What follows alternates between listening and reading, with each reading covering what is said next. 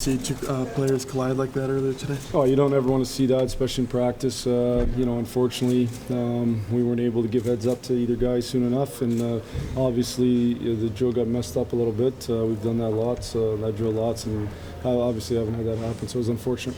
Jeff, do you have any update on them? What I know right now is, first of all, both were taken to the hospital for precautionary measures.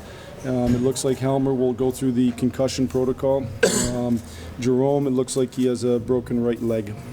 So that's very unfortunate, obviously. Good to see Johan Franzen on the ice today. Yeah, I think Mule's been around the rink here a bunch. He seems like he's in great spirits, excited, I think, to, and refreshed and ready to get going, and that's what I saw so far today. Jeff, just talk about your first day here, just being in charge, being the head coach here, how different it is for you as opposed to previous training camps. How did you feel? Well, I've run training camps at the American League level, obviously. Been part of this as an assistant. When you run a training camp at the American League level, a lot of it's the same. You have one more team, so that is a little bit different. But, it felt good. I mean, we had some things, obviously, with the injury and with the ice leading into the scrimmage that didn't go our way. That's part of life, and we'll have to have lots of challenges as we move forward. And I thought we did a good job of just adjusting and moving on. I know the line changed already, but putting Richards with Helm and Tatar, what kind of was your thought process there? Well, first, I think Richards has been a really elite player in this league for a long time. I think Tats is a real offensive give-and-go type player. Helmer, I think, can give a little bit of speed, tenacity, will go to the net, a complement to that line. What we've tried to do, or what we'll try to do, is get four lines that we feel confident in playing, four lines that we think can add offense. We'd like to have different elements on each line, some speed, some skill, some tenacity, some size, and that's what we're trying to do with the lines. What was the message today? What were you trying to establish in terms of both fundamentals and getting your verbiage down? We were focused on breakouts, neutral zone transition, and entries was kind of the focus of today.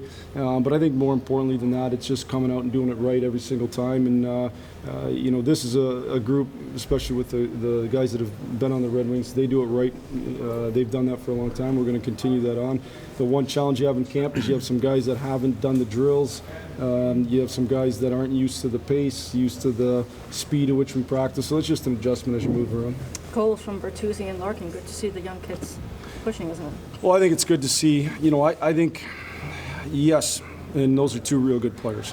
We'd like as much competition, as many guys within our system that have the opportunity to be NHL players as possible. And those are two guys that we think obviously have the potential to be real good NHL players, so that's a positive for sure. But I thought a lot of other guys were good. I thought Z was really, really good. I thought he was skating great, so that's a good sign too.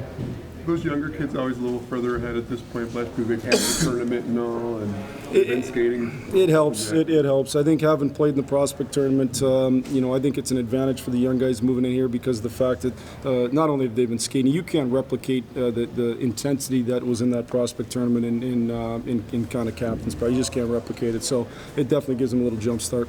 Brad said he still had nerves. This was his first camp as a wing. Do you have any?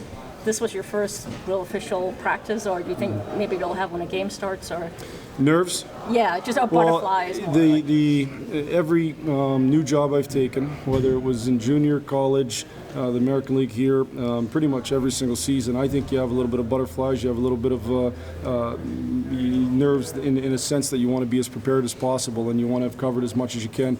It's almost impossible to have everything covered. You're going to have some stumbling blocks as we did today, but you have to be able to react. But I certainly was excited about getting going, and it was fun to get rolling. Tatar's established himself as a pretty good scorer here in the league the last couple of years, and you know him well from Grand Rapids. Just talk about his game and where he can take that, what he needs to do to take that to the next level, and where you see his game evolving from here. I talked to Tats. I mean, Tats has really established himself as a really, really good hockey player in the National Hockey League. Not many guys scored more goals than he did last year. I think he was 29. There was only a handful at 30 and plus. So he's really established himself. I think that the next step for Tats is to make sure that he establishes himself as a go-to guy, one of the go-to guys on the team. I think for the last number of years, it's been Pav and Z. And if they've been out with any kind of injury or whatnot,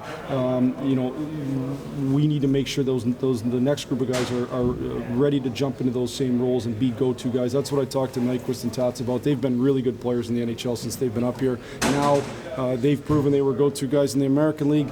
Not that they haven't been go-to guys at times here, but now let's make sure we can run a line by ourselves. We can carry a line instead of being a piece of it. How much have you seen the fourth line change in the NHL in recent years, going away from kind of the old grind line to more of a younger, faster, more scoring line? Well, I think there's still. If you're referring to the grind line that was here, I don't think. To be honest with you, I think we'd love to have that grind line. The one thing that line did, and I've talked with Drapes about this, I've talked with Maltz about this, they were able to play a lot of minutes. I mean, they played more minutes than sometimes your typical fourth line plays now. I think at the time, Scotty Bowman used the bench in which he had four lines rolling, and they could match up against the other team's best lines. We'd love to have that. We'd love to have four lines that we feel comfortable and confident being on the ice against anybody. That allows you to not get trapped into matches. It allows you to have an energy management on your bench and keep momentum going and not necessarily be trapped in a specific match. It doesn't mean you won't at times. So I think if we could have to establish a fourth line that can skate, can defend, and can score some, we'd love to have it. So that's what we're looking for.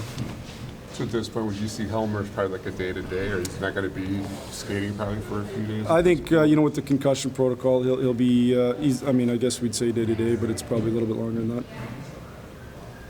Was Cleary available today? He was not available today. He had a little issue as well with his leg that kind of creeped up here yesterday.